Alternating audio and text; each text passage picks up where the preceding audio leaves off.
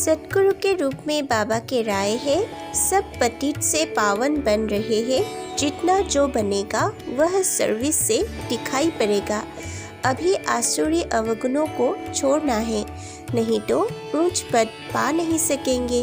बच्चे देवी गुण धारण करो, खान पान चलन में फजीलत चाहिए। पतित मनुष्यों को बद फजीलत कहेंगे। हर एक को पुरुषार्थ करना है, जो करेगा सो पाएगा। इस पुरानी दुनिया का संन्यास करना है, याद करना है शांति धाम और सुख धाम को। जितना याद करेंगे उतना ऊंच पद पाएंगे। गृहस्थ व्यवहार में भल रहो, सिर्फ पवित्र बनो। धंधे बिगड़ गृहस्थ कैसे चलेगा? तुम्हारी माया के साथ युद्ध है, माया से ही कई फेल हो जाते हैं। काम का घूसा जोर से लगता है, इसलिए खबरदार रहो। अगर गिरा तो फिर किसी को कह नहीं सकेंगे कि काम महाशत्रु है। एक बार हराया, दूसरी बार हराया, फिर अगर तीसरी बार भी हराया तो खत्म, पद भ्रष्ट हो जाएगा। फिर भी पुरुषार्थ करो। प्रतिज्ञा की है तो उस पर पूरा रहना चाहिए। प्रतिज्ञा कर फिर पतित नहीं बनना चाहिए। अंत में तुमको पूरा साक्षात्कार होगा कि कौन क्या बनेंगे। पुरुषार्थ पूरा करना चाहिए। जो दुख देते हैं वह दुखी होकर मरते हैं। बाप तो सबको सुख देने वाला है। तुम्हारा भी काम है सबको सुख देना। कर्मना में भी किसको दुख दिया तो दुखी होकर मरेंगे। पद भी भ्रष्ट हो जाएगा। बेहद के बाप के साथ पूरा फरमान बरदार वफादार होकर रहना है। बाप द्वारा जो भी शक्तियाँ मिलती है उन सर्व शक्तियों को समय पर कार्य में लगाओ। मालिकपन की स्मृति में रहकर फिर ऑर्डर करो तो शक्तियाँ आपका ऑर्डर मानेगी। बाप दादा सभी बच्चों को मालिक बनाते हैं, कमजोर नहीं। स्वराज्य आपका बर्थ राइट है।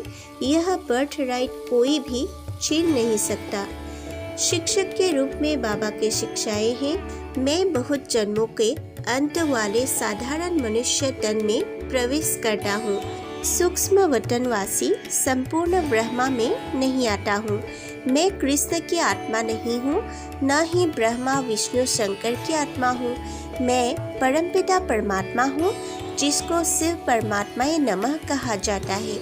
मनुष्य सुनी अनसुनी कर उल्टी बातों पर चलते रहते हैं। आसुरी बुद्धि से सुनते हैं, ईश्वरीय बुद्धि से सुने तो संशय मिट जाएगी। शिव परमात्माए नमः कहा जाता है।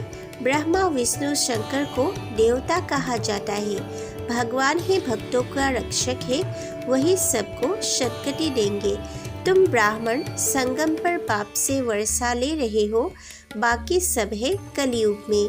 संगम पर आत्मा परमात्मा मिल रहे हैं, इनको कुंभ का मेला कहा जाता है। पावन बनाना तो तुम्हारी ईश्वरीय मिशन का कर्तव्य है। तुम ही पतित मनुष्यों को पावन देवता बनाते हो श्रीमत पर। बाप को नहीं जानते तो गोया नास्तिक ठहरे। अब तो आत्मा और शरीर दोनों ही आयरन एजेड है। अभी कलयुग है, फिर सतयुग होना है। संगम पर तुम बैठे हो, तुम ब्रह्मावंशी ब्राह्मण हो, कमल फूल सम पवित्र रहते हो। रूहानी मिलिट्री के प्रति बाबा की राय है, विराट रूप का चित्र भी जरूर होना चाहिए। वर्णों का भी चक्र हुआ ना, यह भी समझना और समझाना है। अखबार में पढ़ता है फलाना स्वर्गवासी हुआ, तो उनको चिट्ठी लिखनी चाहिए कि स्वर्गवासी हुआ तो जरूर नर्क में था, और अब है ही नर्क तो जरूर पुनर्जन्म नर्क में लेंगे। अगर स्वर्ग में गया तो फिर तुम उनको बुलाकर नर्क का भोजन क्यों खिलाते हो? तुम रोते क्यों हो? परंतु इतने बुद्धि नहीं है जो समझे कि स्वर्ग की स्थापना तो बाप ही आकर करते हैं।